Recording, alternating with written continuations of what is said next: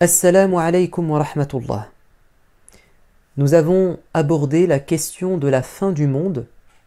Nous devons maintenant nous arrêter sur notre fin à nous, c'est-à-dire notre mort à nous. Car je ne pense pas que vous et moi, nous allons connaître cette fin du monde. Je pense qu'on en a encore pour un bout de temps. En tout cas, c'est Allah qui sait. Ce qui doit nous importer, c'est surtout notre fin à nous, c'est-à-dire notre mort. Comment se passe la mort d'un être humain et qu'est-ce qui se passe surtout après la mort? On va d'abord s'intéresser à l'instant de la mort. Tout d'abord, sachez que la mort emporte tout le monde. Il n'y a pas une créature immortelle. Kullun alayha fan wa yabqa wajhu rabbika dhul jalali wal ikram. Tout va périr et disparaître, sauf Allah Azza wa Jal, le très noble. Allah nous dit Kullu nafsin dha'iqatul maut. Toute personne va goûter à la mort. C'est comme ça. D'ailleurs, quand nous étions encore dans le ventre de nos mamans, Allah avait envoyé un ange qui avait écrit le moment où on allait, où on va décéder. Celui qui nous a donné la vie, c'est lui qui décidera de nous la reprendre, c'est lui qui connaît l'instant de la mort. Personne ne peut le deviner. Et que nous le voulions ou pas, c'est notre destin, on ne peut pas y échapper. قُلْ إِنَّ الْمَوْتَ الَّتِي تَفِرُّونَ مِنْهَا فَإِنَّهُ مُلَاقِيكُمْ. Cette mort que vous voulez absolument, de laquelle vous voulez absolument vous échapper, elle vous rattrapera, c'est certain. Ce qui se passe souvent, c'est que nous oublions que la mort fait partie de la vie et que la mort peut arriver à tout moment. Et j'ai envie de vous dire, c'est une miséricorde de la part de Dieu. Parce que si on devait à chaque instant se dire « je vais peut-être mourir », on ferait peut-être plus rien. Mais il y a au moins un moment où on doit penser à la mort, c'est quand on va se coucher pour dormir. C'est pour ça qu'on dit « Bismika Allahumma amutu wa ahya ». Ya Allah, c'est par ton nom que je meurs et que je retrouve la vie.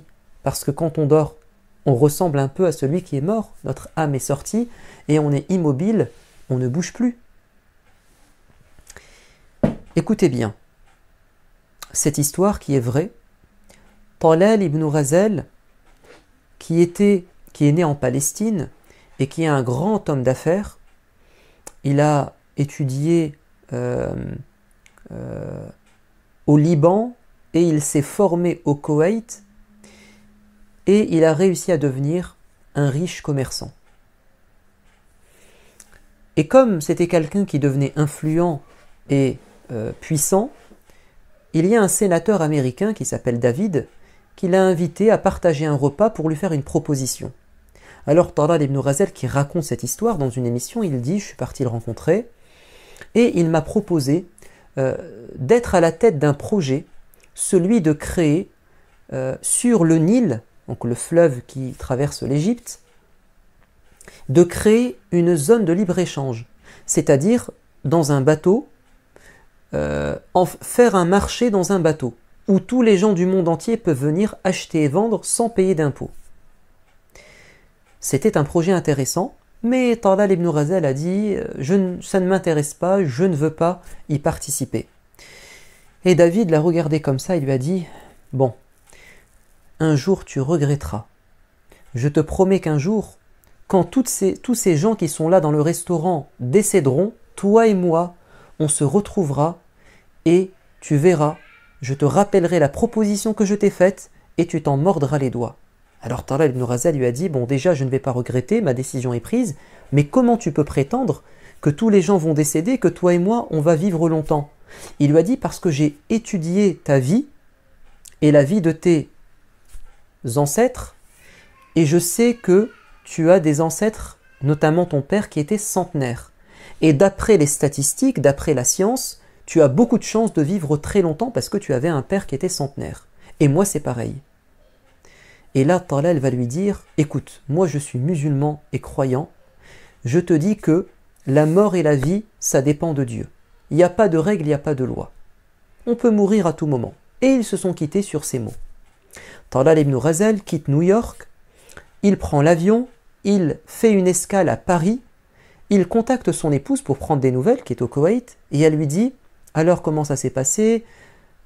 Tu étais avec qui ?» Il lui dit « J'étais avec le sénateur David Untel. »« Comment ça ? Tu étais avec lui ce matin ? » ?»« Mais c'est pas possible. »« Mais si, je t'assure que j'étais avec lui, j'ai mangé avec lui. » Elle lui dit « Mais je viens d'entendre aux informations que ce sénateur est mort.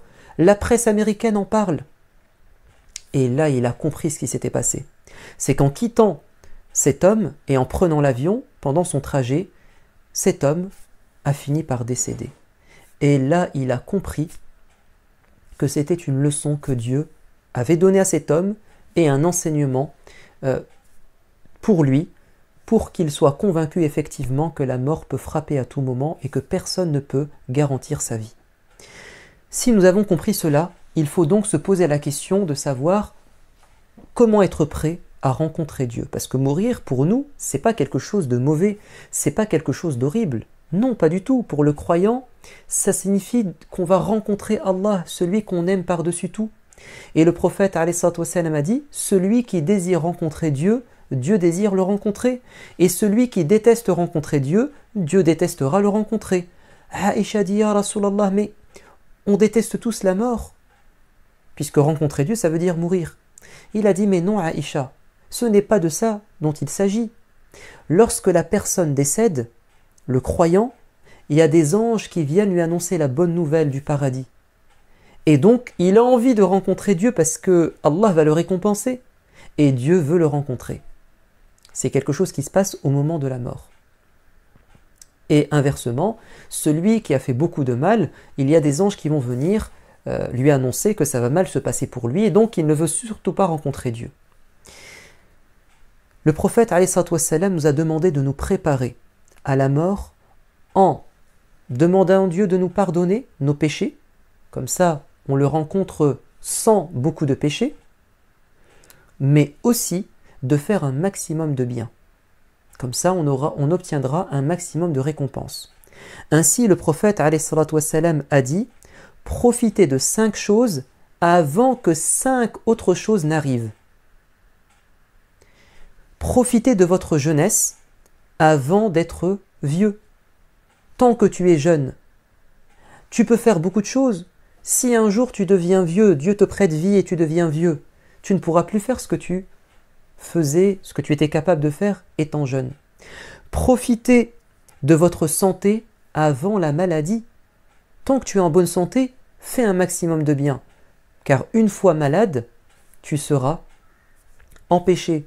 Et la bonne nouvelle, c'est que si tu fais beaucoup d'efforts en étant en bonne santé, tu fais du bien, tu as l'habitude de faire du bien, tu as l'habitude de jeûner, de prier, de faire des sadaqat, de rendre visite aux malades, l'habitude de lire, l'habitude d'apprendre. Et un jour, tu tombes malade, tu es empêché de faire tout cela, Allah part du principe que tu continues à le faire. C'est ce que le prophète nous a annoncé. Parce que tu as profité de ta santé pour faire beaucoup de bien. Même si tu tombes malade, Allah part du principe que tes œuvres continuent. Profite de ta richesse avant la pauvreté. Si tu as de l'argent, ne le gaspille pas. Utilise-le pour faire du bien. Parce qu'un jour, peut-être que cet argent va disparaître. Et tu vas dire « Ah mon Dieu, si seulement je l'avais bien investi cet argent ». Profitez de votre vie avant la mort, bien sûr. Et profitez de votre temps avant d'être occupé. Tu as du temps, fais du bien, fais de belles choses, car quand tu auras trop d'occupations, tu vas peut-être rater les belles occasions qui s'étaient présentées à toi. Vous savez, quand on va décéder, on va peut-être avoir des regrets. Il y a une femme qui s'appelle Bronnie Ware, B-R-O-2-N-I-E-W-A-R-E, Bronnie Ware. Cette femme était une infirmière en Australie, en soins palliatifs, c'est-à-dire qu'elle accompagnait les gens qui étaient gravement malades et dont le pronostic vital était enclenché, c'est-à-dire ils vont bientôt mourir. Elle était à leur côté pour les soulager, pour les aider.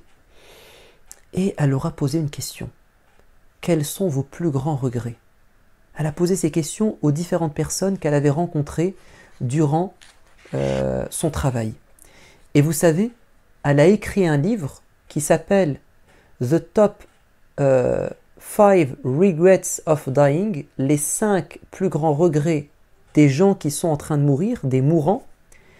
Et vous savez ce qu'elle a remarqué? Elle a remarqué que le regret qui revenait le plus souvent, c'est que les gens disaient, alors qu'ils sont déjà un pied dans la tombe, près de la mort, nous avons remarqué que durant notre vie, on a passé trop de temps à travailler et pas assez de temps à profiter de notre famille. Ou bien ils disaient « j'aurais dû travailler moins ». Ou bien ils ont dit « j'aurais aimé avoir la vie que moi je voulais et non pas ce que la société m'a imposé ». Parce que parfois tu veux quelque chose, mais la société t'empêche. Ou bien « j'aurais aimé garder le contact avec mes amis ». Ou bien « j'aurais aimé m'accorder un peu plus de bonheur ». Quand vous entendez ces regrets, quel est leur point commun? C'est que ces gens ont tous regretté de n'avoir pas assez profité, d'avoir vécu des choses importantes avec leur famille, avec leurs amis, ceux qui comptaient beaucoup pour eux. Ils ont été détournés de cela. C'est pour ça qu'il est important de passer des moments en famille, parce que si tu restes trop longtemps devant ton portable, devant les écrans, ou bien trop longtemps au téléphone, ou bien à l'extérieur, les gens que tu aimes vont peut-être finir par disparaître. Mais moi je vais vous dire ce que Allah nous a dit comme regret dans le Coran au sujet d'abord de ceux qui ont fait beaucoup de mal sur terre. Allah nous dit dans la sourate, les croyants, que les gens mauvais, quand les anges vont venir prendre leur âme, ils vont dire laissez-nous, si seulement on avait encore un peu de temps à vivre.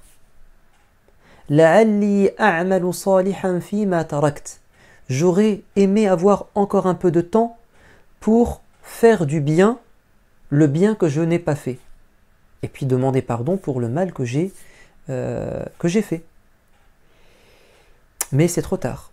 Et Allah nous dit dans la sourate Al-Munafiqun, les hypocrites, que même les croyants vont parfois regretter de ne pas avoir fait assez de bien. Ils auraient pu en faire plus. Notamment donner de l'argent pour plaire à Dieu, pour aider les pauvres, pour la mosquée, pour une école privée, pour construire un puits. Ainsi, dans le verset de cette sourate, Allah dit que le croyant dira « Laoula akhartani ila ajalin qarib » si seulement vous pouviez me laisser un petit temps فَأَصَّدَّقَ وَأَكُمْ مِنَ الصَّالِحِينَ afin que je fasse des sadaqat et que je sois encore meilleur. Donc, avant de regretter, nous devons saisir toutes les opportunités, profiter de notre temps pour faire un maximum de bien. Et moi je me souviens de ce jeune homme qui m'avait raconté l'histoire l'histoire du petit frère de son meilleur ami. Il me dit, on a essayé maintes et maintes fois de raisonner le petit frère de mon ami, car il était jeune et il perdait son temps, voire même il faisait des bêtises, les 400 coups. Et on lui a dit, s'il te plaît, au moins commence à faire ta prière. Et ils ont tellement insisté qu'il a fini par accepter et dire, samedi, je viens à la mosquée, je commence à faire la prière. Et on était jeudi. Sauf que, il a pris sa voiture avec son copain et il a roulé à fond, à toute vitesse, sur l'autoroute et un accident va survenir. Celui qui était assis à ses côtés, le passager, il a survécu. Ce jeune en est mort. Et avant de mourir, il perdait son sang et il a dit à son copain, « Regarde, je vais mourir et je n'ai pas encore fait de prière. J'ai repoussé la prière à samedi. » Et là on était jeudi et il est mort. Qu'Allah lui pardonne et qu'Allah soit miséricordieux avec lui. Parce qu'il avait une bonne intention, mais c'est quand même dommage. Donc faisons attention, préparons-nous à la mort en faisant un maximum de bien et en demandant pardon si on a fait du mal. On a encore beaucoup de choses à dire au sujet de la mort, comment la mort se passe, comment l'âme sort, quels sont les anges qui vont se présenter à nous. C'est ce qu'on verra dans la prochaine vidéo. Je vous dis à bientôt. Wassalamu alaikum wa rahmatullah.